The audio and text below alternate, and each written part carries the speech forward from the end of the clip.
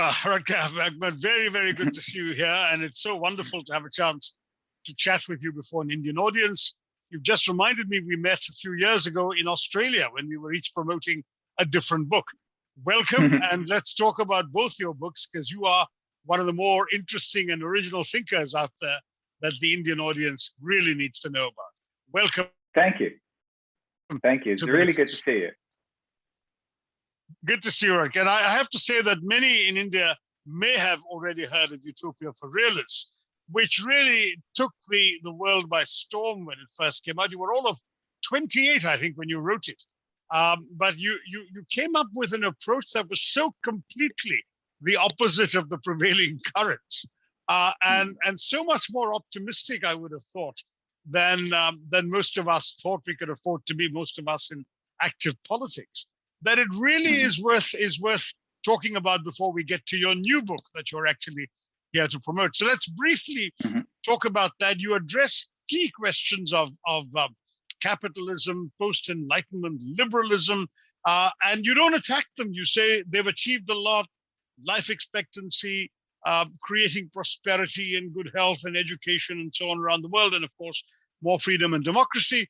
And then you say, however, we can do better, and you come up with 3 particular prescriptions: a universal basic income for everyone that covers minimum living expenses. In the interest of full disclosure, I should say my party in India supports that idea.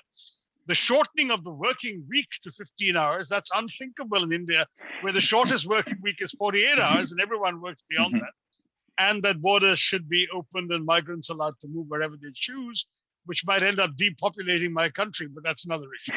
Now, tell us about your vision of utopia and how you came to that, given that we have been living for the preceding, through most of your young life, we've been living through a world in which the opposite trend of less government, less welfare, more self-reliance, more austerity, and so on has been dominating. Tell us about that. Well, look, I've been trained as a historian. And I think history is the most exciting of all the social sciences, because it basically shows us that things can be different. They don't have to be this way. That makes it a very subversive discipline. And Utopia for Realists, the book started with a very simple recognition, which is that every milestone of civilization, everything that we've come used to, at least in more and more countries, things like the end of slavery and democracy, improvements in terms of equal rights for men and women, etc. These were all utopian fantasies once.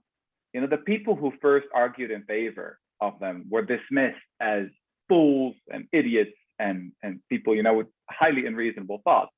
But then they became reality. So I've always been interested in my work in that process. How do things first seem to be totally unrealistic and then become inevitable? How does that actually work?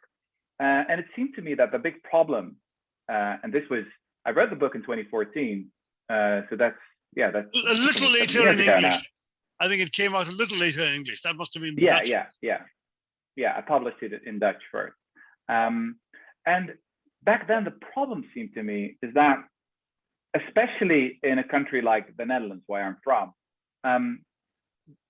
it wasn't that I didn't have a good life or that people of my generation were not, relatively rich, healthy, and prosperous, etc. It's just that we didn't know what the next thing was. We didn't really have a vision of utopia anymore. So that's why I wanted to sort of reclaim the idea of utopia once again, because for such a long time, utopia had been dismissed as dangerous, and that politics should just be about, technocracy, just solving problems in the present, and that you should be very wary of people with visions and ideals. That's especially the case in the Netherlands and in Germany, by the way, where people who have visions are often recommended to see the doctor. So yeah, that's how it all started, and that's how I came up with all these crazy ideas. I think of myself as an optimist and as somebody who likes to look at the positive elements, and I find your optimism exceeds mine by far, and that may be partially generational, but partially perhaps with time some cynicism has crept into me. Now, for example, when you look at your recommendation of opening up borders, And you're sitting in Europe, which is some of the most restrictive borders in the world. Would it not create political tension, cultural tension, religious tension, even if borders were open into Europe? I'm just curious as to, first of all, how you felt you could defend that argument in the country and the context in which you're living, and secondly, what sort of pushback you had to it from people around you in Europe. And then we'll come to a new book. Yeah, well, it's really important, I think, to first make a distinction between two forms of utopian thinking. So the dangerous form is the utopia of the blueprint, where you say, I have this perfect world in my head, and now I'm going to implement it. And if people don't agree with me, well, too bad for them. You know, I have this 5-year plan, and everyone who gets in my way is in trouble. We've seen in the 20th century where that kind of thinking can lead. It's pretty horrible and dangerous, you know, whether you think about the communist utopias or the fascist utopias, etc. I do think there's a very different form of utopian thinking, though, which is more about, you know, having something to strive for, having some vision of where you actually want to go, but also being pragmatic about how you get there, and just realizing that if you want to travel a long distance, you have to take a lot of small steps. So yes, I think that it could be the case that, say 2 centuries from now, historians will look back on us and think, oh my God, this whole system of borders, this whole system of global apartheid, that was horrific. That was similar to, you know, the witch hunts of the Middle Ages and slavery among the ancient Greeks and the Romans, etc. You know, every generation in the last 1,000 years always believes that they're morally superior, you know, that we've achieved the highest of the highest, that we know what the right thing is. But in reality, probably historians of the future will look back with horror on some of the things we do right now. And I think that's sort of the challenge, is sort of identifying what that could be. And then to try and take a lot of small steps in the right direction. Now, you're absolutely right. And I don't think Europe is the role model here, but I think it's sometimes the role of writers and intellectuals to push against that. Fair enough. I think that there's lots more I'd love to discuss with you about that, but I think we really should turn to the book that you're really here to talk about, which is your new book, Humankind. And I must say that it really has a deceptively simple central proposition: the notion that humans are fundamentally good, which is not quite most of us imagine, because I think we all have been schooled in generations of thinking that fundamentally we need civilization and law and order and government and philosophy and all of these things in order to get us to behave better than sort of, quote unquote, the brute savages that we would otherwise become if we weren't all of these things. Now, you've actually turned it around and said, no, we've evolved into being a kind people. We just need to actually emphasize it. Tell us a little more about the central thesis, the central argument of humankind. Well, this book actually started with Utopia for Realists. So, as you may remember, one of the ideas in the previous book, Utopia for Realists, was the notion of giving everyone a basic income, to completely eradicate poverty and to give everyone the means to basically decide for themselves how they want to live their lives. It's not communism, you know, it's not like sharing everything equally. It's more like a floor in the income distribution. It's what I would like to call venture capital for the people. So in the Utopia for Realists, I think I gave quite a lot of scientific evidence that this actually works. And since then, a lot of more studies have come in. You know, just I think like last week there was another study. So while I was promoting Utopia for Realists, the previous book, I started to realize something. I basically started to realize that I had to dig a little bit deeper. As you may remember, one of the main ideas in Utopia for Realists was this notion of universal basic income. To completely eradicate poverty, giving everyone basically some venture capital so that they can decide for themselves how they want to live their lives. And venture capital for people. Adventure. Exactly. Yeah. So in Silicon Valley, they sometimes call it FU money, right? So that you have the ability to say no, which is now, you know, a privilege for the rich. The rich can say no to anything they don't like, but the poor often don't have it. If you have a basic income, everyone can say no. Everyone can go on a strike, for example, if they don't like their current job. So workers will have much more bargaining power, but they can also start a new company. basically unleash their creativity. Right. In the book, I went over a huge amount of scientific evidence, and since then, more evidence has come in that basic income can be an incredibly effective tool. But still, what I experienced during the book tour is that quite a few people were not convinced, because they said, "Look, Rutger, I see all the evidence, and I think all these experiments are interesting that happened in Canada, in the US, in India, in many places around the globe. But look, I think that if you scale this up, you'll see that it will be a total failure, because people deep down are just selfish, and people deep down are just lazy. That's what you're going to see. If you give free money to everyone, it's going to be a disaster. People will start watching Netflix all day, or consume a lot of drugs, or that's going to be the result, social breakdown." And then I started to realize that actually I needed to dig deeper, and I needed to basically prove that our fundamental view of human nature is wrong. I started to realize that so many of us believe that deep down most people are just selfish, and that our civilization is only a thin veneer, only a thin layer, and that below that lies raw human nature. It is basically that, we're just these monsters, these people who only care about ourselves. So that's why I started to write Humankind, is to basically give people the view of human nature that will help them to believe in the ideas of utopia for real. That's interesting. Well, I have to say that we should talk a little bit about that negative view of human nature, because, as you know, it is so deeply held, going back to, I suppose, Thomas Hobbes and his theory that humanity in its natural state gives us a life that's nasty, poor, brutal, and short. And on top of that, you've got modern cultural stereotypes. The Lord of the Flies story is the most familiar one, where William Golding, the Nobel Prize winning novelist, talked about how children from a very civilized public school in Britain, stranded on a desert island, turn essentially into murderous savages. And one of the interesting discoveries from your book is that there really was a story in which children, well, let me let you tell it, whether there really was a real Lord of the Flies story and it didn't work out the way the novelist told it. Yeah. So this idea indeed comes back again and again, the notion that people are just selfish and civilization is only a thin veneer.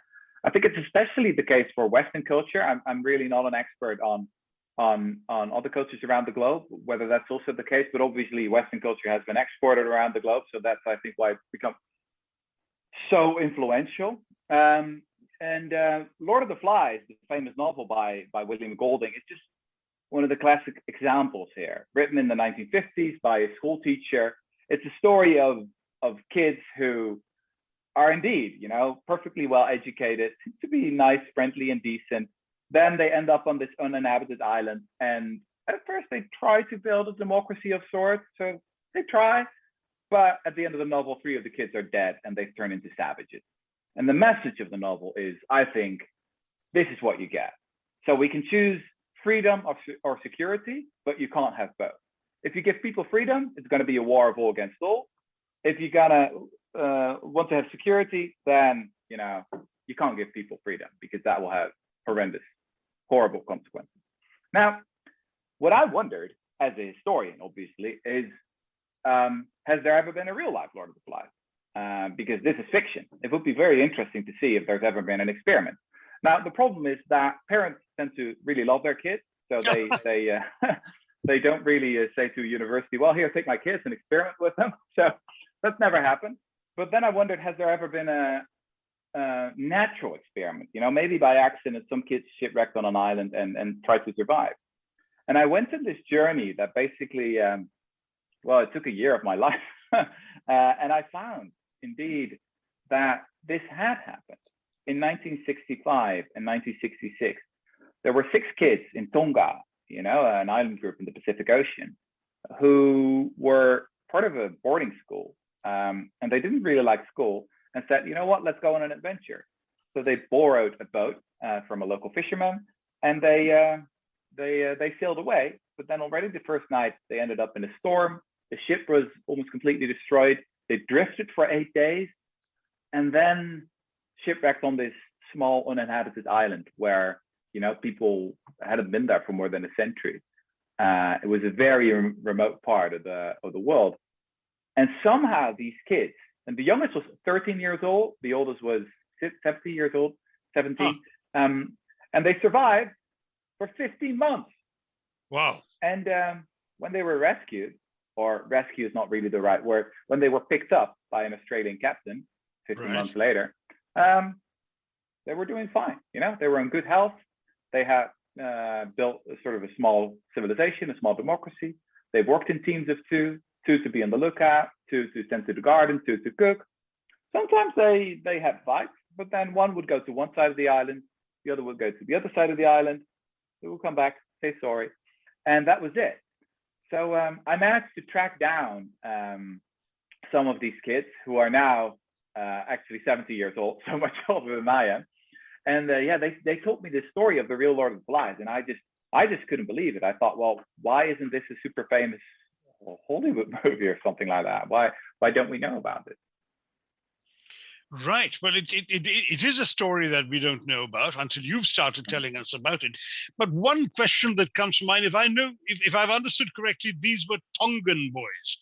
They were not Westerners. They were not, quote unquote, from these advanced civilizations that whose underlying savagery Golding wrote about in Lord of the Flies. Would cultural tropes in Tonga partly explain their good behavior? Oh, absolutely. I think that's absolutely part of the explanation. Look, if you would have dropped me on an island when I was 13 years old, I don't think I would have survived for long, because my highly specialized knowledge of computer games like Red Alert 2 probably wouldn't have helped in the wild, right? You played a computer game called Utopia, I believe. Yeah, it's a quite wonderful game. Anyway, I don't think it would have helped on an uninhabited island. But I do think it also says something about human nature. Biologists have come to talk about this notion of survival of the friendliest in the past couple of years. For a very long time, we had a pretty dark view of evolution theory, right? When I first learned about it, I remember feeling a bit pessimistic and cynical. This view of the world that basically says 99% of all the species that have ever lived are already extinct, and nature is basically this race where you have to adapt or you die. And many of us have heard, obviously, of the famous book by Richard Dawkins, written in the 70s, called The Selfish Gene, where he also had a line and said, we got to teach our kids altruism and generosity because they are born selfish. And so that's quite pessimistic. But science has really moved in the complete opposite direction in the last couple of years. So for a very long time, obviously, we've tried to answer the question, what makes us human beings special? Why did we conquer the globe? Why not the Neanderthals or the bonobos or the chimpanzees? And what seems to be the case is that it's really not our intelligence, and it's also not our strength. But it's really our friendliness. It's our capacity to work together on a scale that just no other animal can do in the animal kingdom. And so that's what I also see in this story, is the fact that they survived. It was because of their friendship. It was because they had this very human ability to cooperate. So yeah, I think both cultural and sort of biological dynamics were at play. Okay, but I still want to push back on this. How do we square your notion that humans are fundamentally good with so many examples in our history, in even our recent history, of human created horror stories? I mean, the obvious example everyone must have flung at you already is the Nazi slaughter of 6 million Jews, but we have Pol Pot murdering 3 million Cambodians. We have the Pakistanis murdering 1 million Bengalis. I mean, genocide is something many of us have lived with in our lifetimes, and it's something that makes us somewhat cynical about the notion that humans are essentially decent chaps who would be kind and caring to each other. Can you tell us how you would explain the persistence of these horrors and cruelties in a world of people you consider to be basically decent to each other?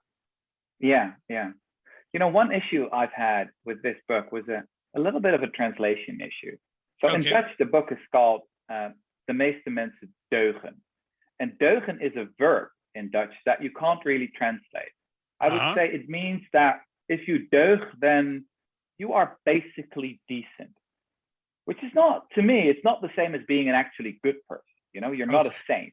I think that being an actually good person is very, very difficult. And it often asks you to maybe even go against human nature. I mean, that's what the saints have taught us. If you look at the teachings of people like Gandhi or Jesus, or they often seem to live quite inhuman lives, right? Where they have the love for all of humanity and don't have specific attachments to friends or family, or at least they see that as dangerous. That's to me almost, I mean, that's how do you say that? Laudable maybe, but it's very difficult for most of us. But being like pretty decent is a little bit different. If it is true that friendship is our secret superpower, that we have evolved to cooperate on a scale that no other animal in the animal kingdom can do, then there's a dark side to that as well. This is sort of our tribal nature, our groupishness. If you think about it, many of the most horrible things in history are done in the name of friendship and in the name of loyalty and in the name of defending the group that you are a part of. Precisely. So that's sort of the other side of the coin here. And I guess one of the ironies of writing a book like this, you write about human decency, but then for hundreds of pages you have to go on about all the atrocities in human history. There you are. What I do on the one hand is I try to debunk the standard view, is that we do all these horrible things because we are evil, because, I don't know, we are born to kill or something like that. The reality is absolutely opposite. So we have films like, the Batman films where the Joker basically says that he just enjoys it, right? He's just a classic sadist. But that is very, very rare in history and in human societies. There's, for example, striking evidence from the psychology of warfare, is that it turns out that most soldiers actually find it really hard to kill. If you just draft an average person into the army, then most soldiers can't do it. They have to go through quite a long process of brainwashing and conditioning, and then they are capable of doing it. But often they damage themselves in the process.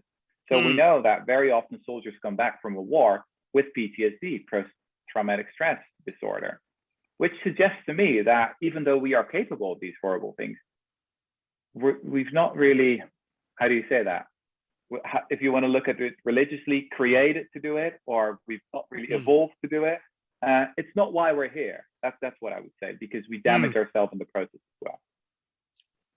Right. I mean, this is an interesting and in many ways a central argument of your book, that you can possibly explain some of the horrors, but at the same time look at the capability of human beings to be more positive. And the one obvious answer that you might get from people from our part of the world or elsewhere is, it's all very well for you leading a reasonably decent and comfortable middle-class life in a European country, to be the author of a kind of hopeful history of humankind, because humankind is much better off where you are than facing some of the existential challenges that we are facing in other parts of the world, and that in places like in some of the developing countries, some of the poorer countries, where there is a daily struggle for survival, and very often competition results from survival. The need to simply do better than somebody else, otherwise you won't get the one opportunity that's going for you and the somebody else. All of that tends to create a more sort of dog eats dog world. Is that something you've thought about, Rutger? Is this something which, in a sense, a self-interrogation of your perspective and where you're coming from versus the possible realities and experiences of other people in other parts of the world? Yeah, I think that's a really fair criticism. And obviously, it would have been more difficult for me to write this book if I didn't have the privilege to I don't know, live in a relatively egalitarian, prosperous country with a stable family life and loving parents, and I've got two wonderful sisters. So then maybe it's easier to see the good in humanity. I had this conversation with the Israeli historian Yuval Noah Harari, who said that maybe the differences in our perspective was just from the fact that he lived in Israel and I lived in the Netherlands. I still think though that anyone can see right now that there is a shift happening in science.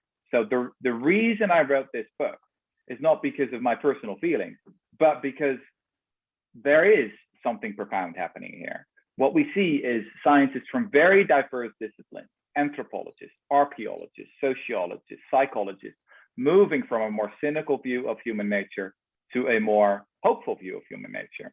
And that is not grounded in their studies of a small country like the Netherlands, but very often it's actually grounded in the study of our past, our deep past even. So take, for example, the way we've lived for the biggest period of time. For 95% of our existence as humans, we were nomadic hunter-gatherers. And well, you mentioned Thomas Hobbes, the British philosopher who's been so influential.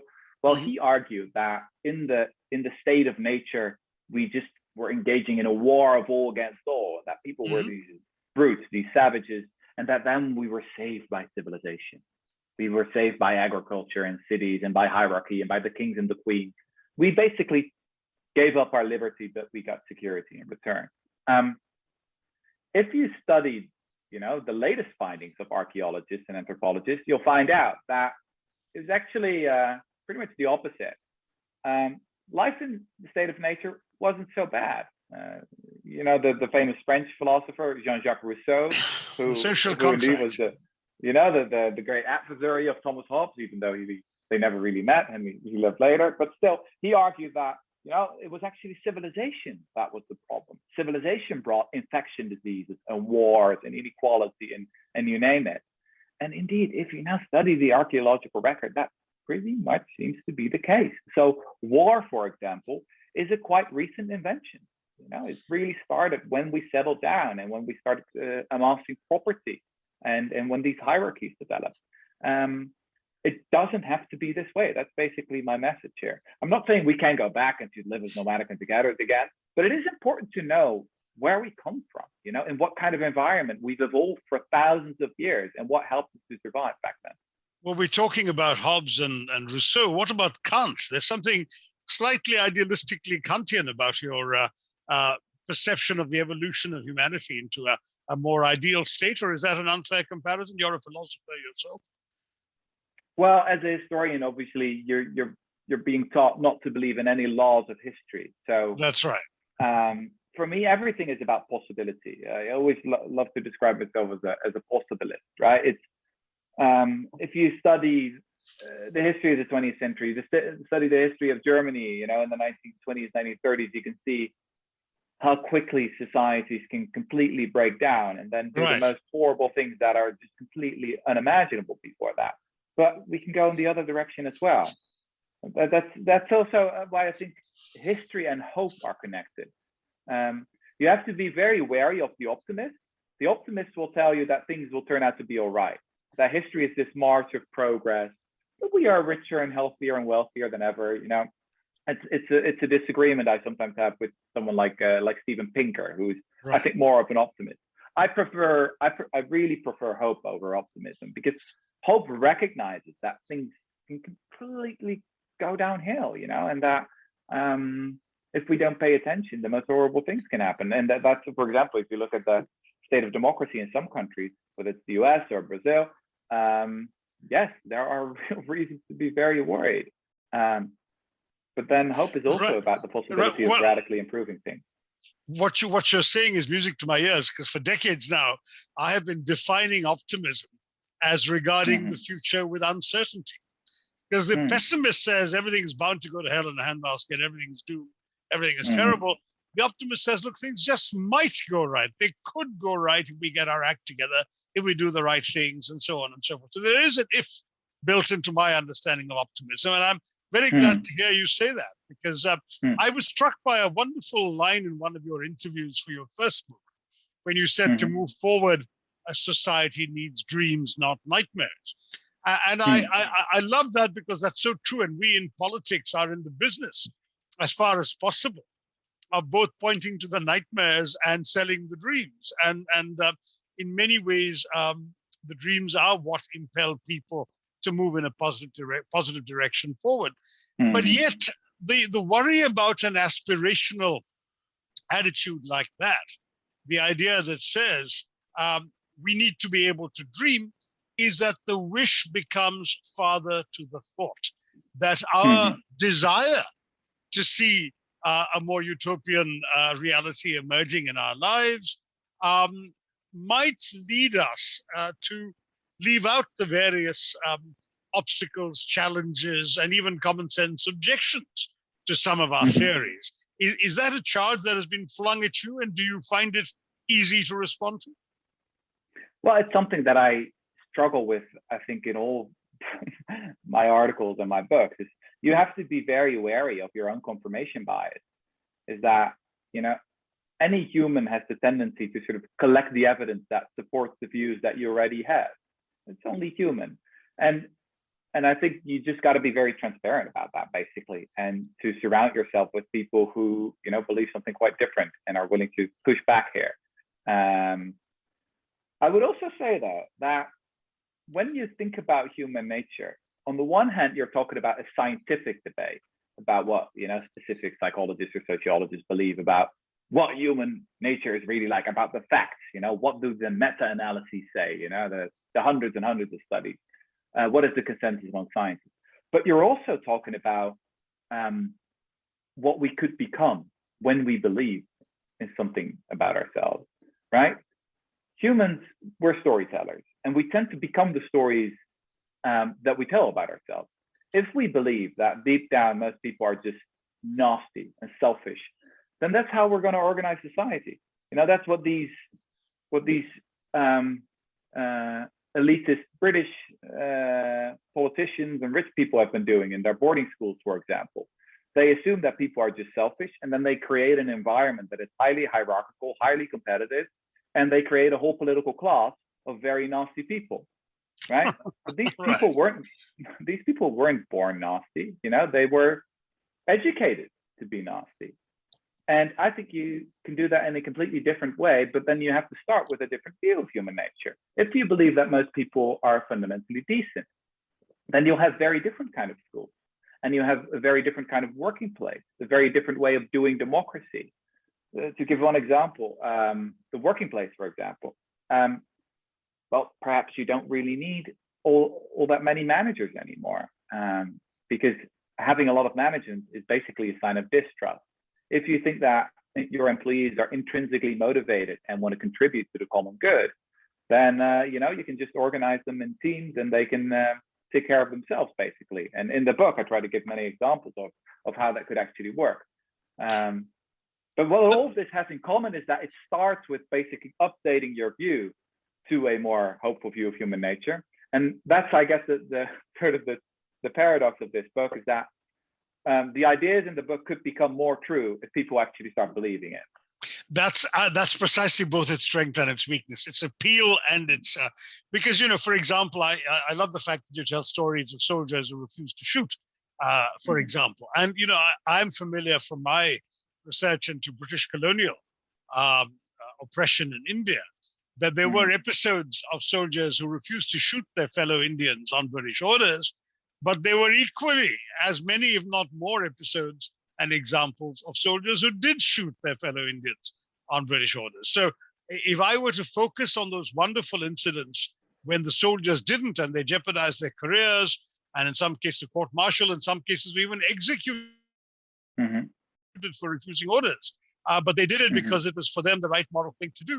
There are, to my reading, more examples of those who did do the bad thing. So now you've got to ask yourself, is there to some degree a willingness to overlook the bad news and as you said, go for the confirmation bias when you can find good stories to tell yourself? But then I read your other example of the Norwegian prison system and the way in which a totally relaxed, almost non-punishment oriented prison system has actually produced less recidivism, fewer people being released and committing crimes all over again than the American one. And I have to compare that to the Indian reality, which is often very similar, that Indians, we have terrible prison conditions. We have generally terrible policing and terrible treatment of detainees in police stations and so on. And if anything, it tends to criminalize people all the more. So you have a very valid point on that one. So I've been struggling with the pros and cons of some of the points you make. And I'm not sure that I've given you a question there, but I think part of the question is it not fair that when you choose good stories to tell, which you've done very beautifully, very interestingly, you are also leaving out other stories? Yes. I think that's a great point. I've come to think that perhaps what we need to do is to become a little bit more optimistic about other people, about the human nature of others, and try and trust those around us more. And especially because it's relatively easy to trust our friends and our coworkers, etc. But especially those strangers farther away. Indeed, the example that you give about the criminal justice system in Norway, it goes totally against all our intuition, because here you have people who've done quite horrible things, in some cases murdered someone else, and they go to some kind of prison island where they can read books, go to the cinema, socialize with the guards, have a nice barbecue, all those kind of things. So it's like, don't these people need to be punished? But then you look at the rational evidence behind it, and it turns out it's the best prison in the world because it has the lowest recidivism rate in the world. They actually managed to improve people there, and they know that they don't want to send ticking time bombs back again into society. They want to send citizens who actually want to do something, contribute to society, pay taxes, etc. And it's a success. But it's hard. It's hard. Sometimes you really have to push against your own tendencies there. So that's one thing. Assume the best in others, and maybe be a little bit more critical of yourself. I guess that's maybe something for another book. The whole problem with us humans is that we just want to be liked. We just want to be part of a group, and we really, really don't want to be lonely. And we're capable of doing just the most horrible things, just not to feel lonely or under group pressure. And I guess that's where the distinction comes in between being a decent person and an actually good person. So an actually good person leads often, I think, a very difficult life. For a new book, I'm studying mainly, or one of the chapters is about resistance fighters during the Second World War. And now I'm obsessed with this guy called Arnold Dowett, who saved around 300 Jews during the Second World War. And he was a total pain in the ass, Everyone hated him. In peacetime, his life was a total failure. He had fights with everyone. He was not the kind of friendly, decent person that I describe in Humankind. But then the war came, and his obnoxiousness or his willingness to go against the group and to make life uncomfortable for himself and for those around him enabled him to save, 300 people. So yeah, life is full of paradoxes. That's fascinating. So what is the theme of that new book going to be? Is there a unifying theme, or is it too early to talk about it? Well, Humankind, one reader described Humankind to me as one big warm hug. Is that you that you believe more, that you're more optimistic about human nature? The next book should be the opposite, like a slap in the face. You administered a famous slap in the face at Davos a couple of years ago when you said, "I feel like I'm at a firefighters conference where no one is allowed to speak about water," by which you meant, why don't you guys pay your taxes and address the issue of taxes? Now, there's a good question. I mean, if humankind is full of very kind people, why the hell aren't they paying taxes to help those who need a leg up? Mm-hmm. Well, some people think that if you go to a place like Davos, where indeed the rich and the powerful convene to talk about the world's big issues, is that if you go there, that you'll see some kind of conspiracy going on, where they make all their horrible plans in secret, how they're going to rip off the rest of us. In reality, what you see there, if you go there, is pretty much the opposite. You meet a lot of really wonderful and nice and warm and friendly people, you know, who invite you to do nice things together, and you have wonderful conversations, and they ask about your family and your friends, and you start liking them, etc., etc. So the reality is much more disturbing, because if it would just be some conspiracy of evil people, it would be easy to roll it up. But that's not the case. It's people who bought into a worldview that is, I think, totally deluded, but they genuinely believe they're on the right side of history. So they talk about all these wonderful things like feminism and climate change and inequality. It's just that they don't really like to talk about taxation. They prefer to talk about their own philanthropy, right? Right. So yes, that's and that's why it's important, I guess, to sometimes make things uncomfortable. Progress often starts with that, right? With people who are just a pain in the ass and who are willing to break the peace and say those annoying things at birthday parties. That brings our conversation full circle. You began by talking about how most of the really good ideas we take for granted today were initially dismissed as the thinking of fools and cranks. And we've ended up saying that you really need to be a pain in the ass to get people to think. Before I end, I do want to make one comment about your extreme age. Rutger, you are undoubtedly the youngest significant major writer, thinker known to the world. I mean, you beat Harari by quite a bit, and I can't think of anyone else I've read who is younger than you. In fact, I initially thought that Utopia for Realists was only published in 2017 when we met in Australia, but when I realized it's published 3 years earlier in Dutch, you must have been, what, 22, 23? How old were you when that came out? 24, I think. Yeah. My word. Now, the question that comes up is, how the heck did you become such a finished product so young? What was your secret? Did you work very hard? I've heard you saying in interviews that you played video games throughout your schooling. So how the heck did you get here? And what gives you that tremendous assurance and confidence? The young too often feel that they have to live longer before they can be sure about their judgments. But you are certainly very sure about your ideas and conclusions. Tell us about that. Yeah. We'll end on that note. Well, you know, I was recently reading Peter Singer's work, you know, the famous Australian philosopher. Yeah. And one of his most famous essays, you know, Famine, Affluence, and Morality. I looked at the dates. He was 25 when he wrote it, and that's way more important than anything I've ever done. So I don't know. Maybe when you're young, you're still ignorant enough to write things that are maybe a little bit more bold than you would if you were 20 years older. But you know, to be honest, I think the real explanation is institutional. So we live in a society where if you want to become a writer, you generally have to choose between going into journalism or into academia. And if you go into academia, they force you to write something that they call a PhD. I think that historians will look on that. Historians of the future will look on that and think, well, what was that kind of bizarre religion, this PhD? Anyway. You spent I have one. I earned mine the hard way.